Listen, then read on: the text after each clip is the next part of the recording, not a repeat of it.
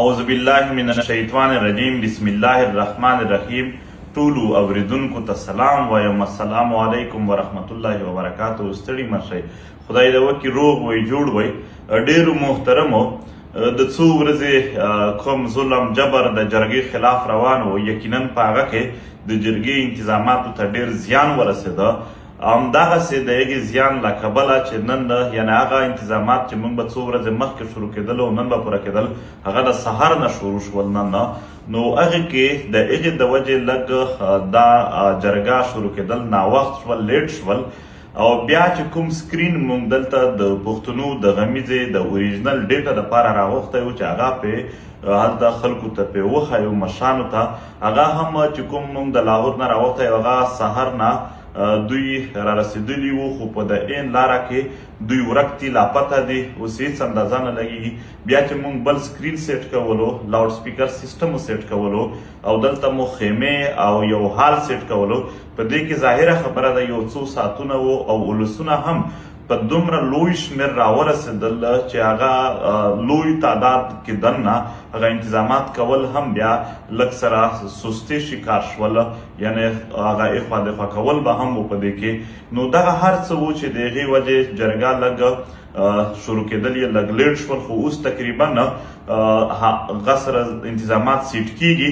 د بېلابېلو سیاسي ګوندونو مشرتابه د دوی وفود را رسېدلي دي، د بېلابېلو سیمو مشران رسېدلي دي. څه په لارې دي، خو څه لارې لا اوس هم بندې دي. خو بیا هم چې څوک را رسېدلي دي هغو ټولو ته دا یو خواست دی چې دوی د واپسې کوشش ونه کړي.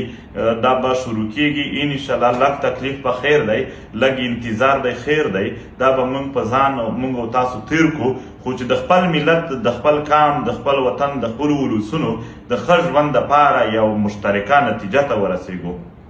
بیا هم زه په دې لیټ کېدلو باندې چې عوامل یې بیخي تاسو ټولو ته معلوم دي بخښنه غواړو او دغه خواست کوو چې خلک ته چې څوک را روان دي هغه دې را رسېږي، او چې څوک را رسېدلي دي دلته اوس انتظامات لګیا دي، د دوی د شپې پورې هم خیمې هر شی سیټینګ لګیا دی. دا به وشي. جرګه انشاءالله اوس به لږ ساعتونو کې لږ وخت کې هغه سټارټ کېږي چې څومره مشران دي هغو ته، یعنې هغو دپاره به سکرین سیټ کېږي. او سکرین راورسېدل تقریبا، لاؤډ سپیکر اوس راورسېدل. د څو ورځې خو نه ټینټونه، نه لاؤډ سپیکر، نه سکرینونه چا په کریا هم نه شوندل، ځکه چې دغو ظالمانو د یو کور ته ورغلي وو. نو هغه ټول سیټینګ چې مونږ کولو، بیا په منځ کې اورونه یو شی بل شی هم دغې باندې لږ ناوختي وشوله. خدای دې تاسو راته آباد لري. وخت راغلی دی چې پښتانه په یو ځای یو، لږ انتظار او لږ ناوختي چې کومه ده دا به راسره برداشت کوئ. خدای مو آباد لره، خوشحال اوسئ.